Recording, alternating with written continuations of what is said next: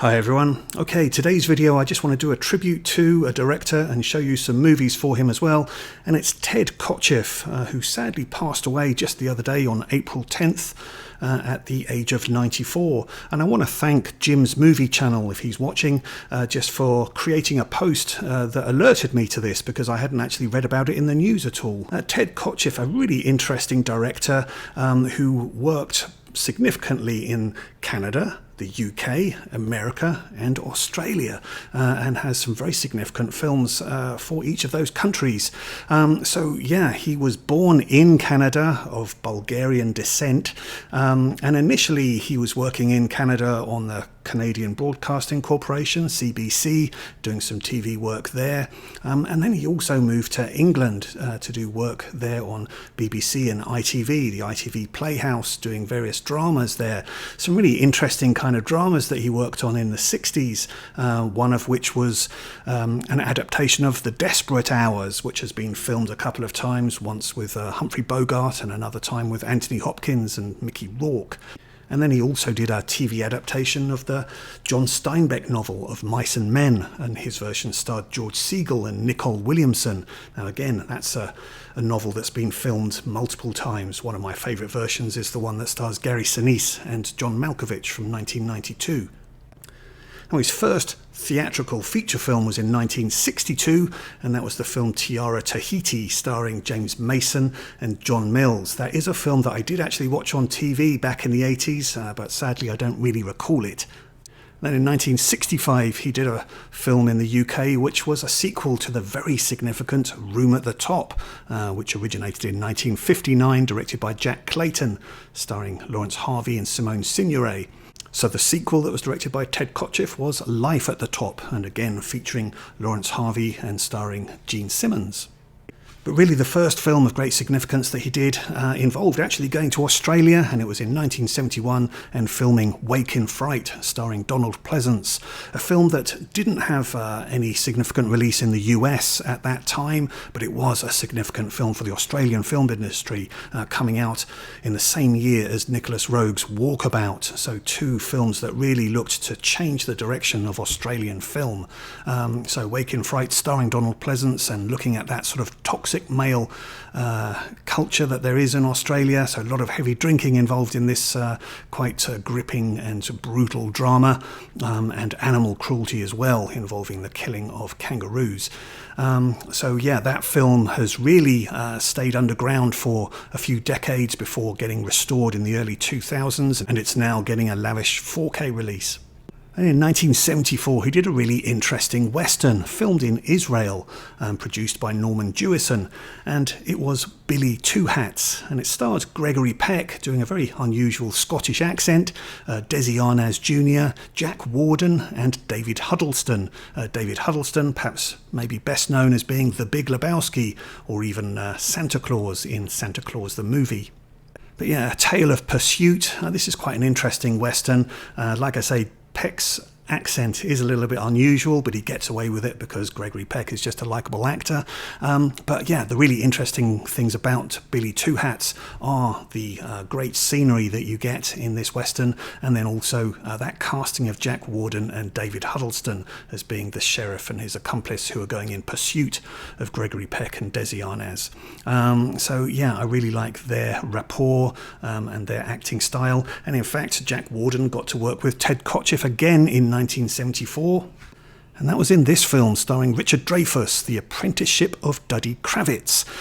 Now this one is based on a novel by Mordecai Richler, and Mordecai Richler was a writer, Canadian writer, that Ted Kotcheff had been a roommate of and was very good friends with. And in fact, Mordecai Richler had worked on his very first film, TIARA, TAHITI, and they continued working together in a few other projects as well. But yeah, so this was a significant film for Richard Dreyfuss, but at the time when he made this, Richard Dreyfuss was quite concerned about his performance, and during this period he actually got offered the role for Jaws for Steven Spielberg, and initially he was declining it, but then when he saw the initial edit of this film he became so concerned by his performance in it that he thought that he might not get any work again, and so he then accepted the role in Jaws.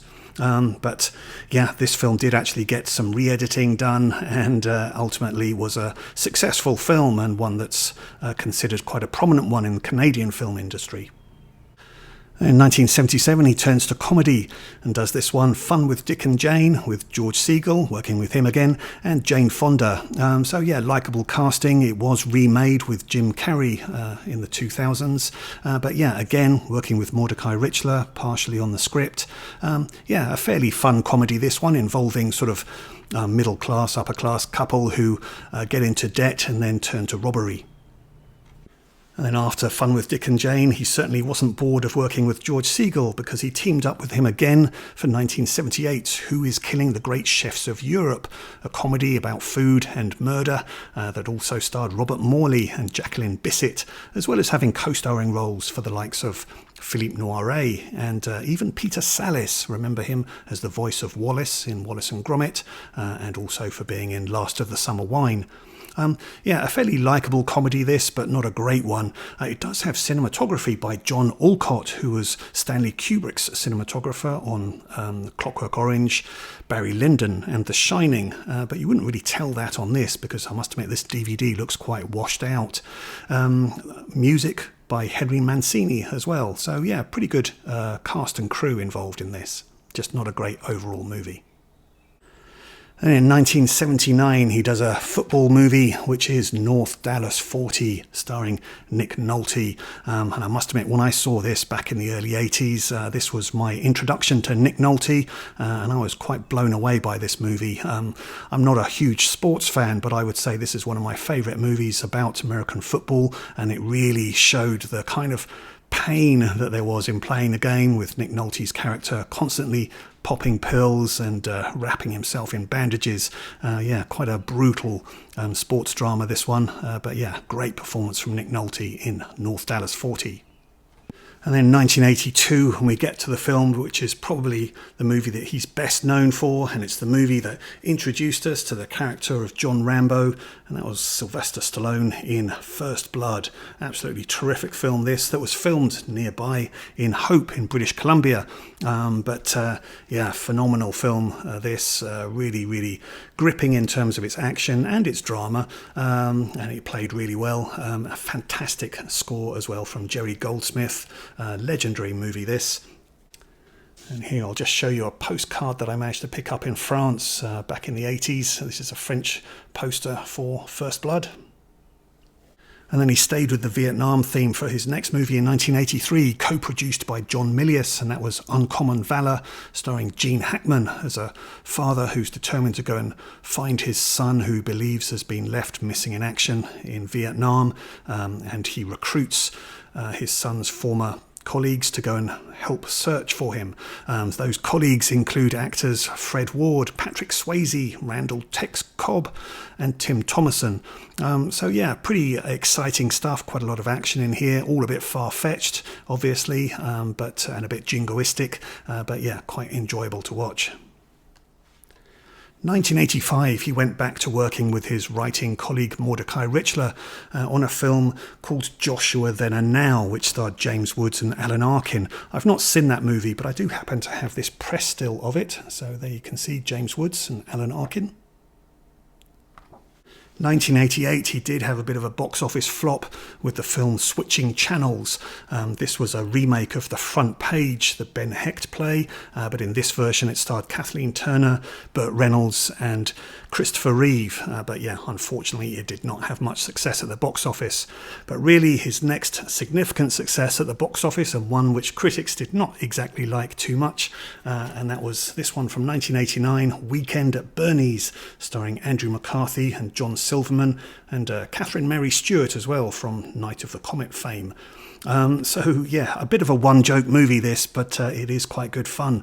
So we've got Andrew McCarthy and Jonathan Silverman as guys who work in an insurance company, think that there's a fraud going on there. They alert their boss. The boss invites them out to a mansion house, but with the intention of having them killed because he's involved with the fraud, but only to find that he himself gets killed by people higher up than him. But for some bizarre reason, the two insurance guys decide to try and survive the weekend by making it as if their boss is still alive. So the really fun thing about this movie is Terry Reiser's performance here as Bernie, because he effectively is having to just play a corpse for the duration of the film, and he gets thrown around and moved about into different positions, and yeah, all of that is quite amusing. What really amazed me as well about the making of this film is that they did actually use stunt doubles for some of the scenes, and when they could have just used a dummy presumably, but yeah, they used a stunt double who actually broke his ribs on a motorboat chase sequence.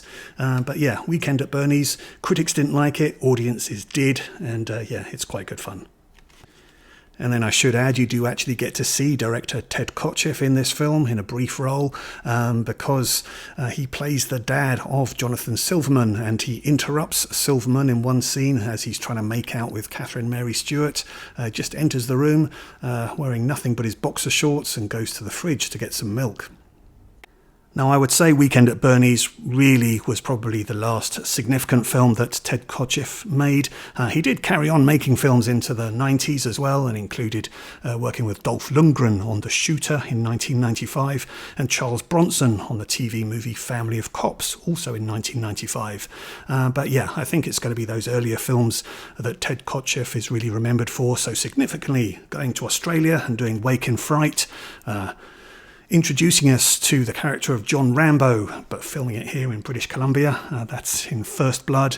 And then also for helping define Richard Dreyfuss's path by making The Apprenticeship of Duddy Kravitz. Okay, but let me know your thoughts on the films of Ted Kotcheff. Which ones are your favourites? Which ones have you seen? Which ones do you want to see? Please leave any comments that you have. Thanks very much for watching this video. Hopefully I'll see you again. All the best. Bye-bye.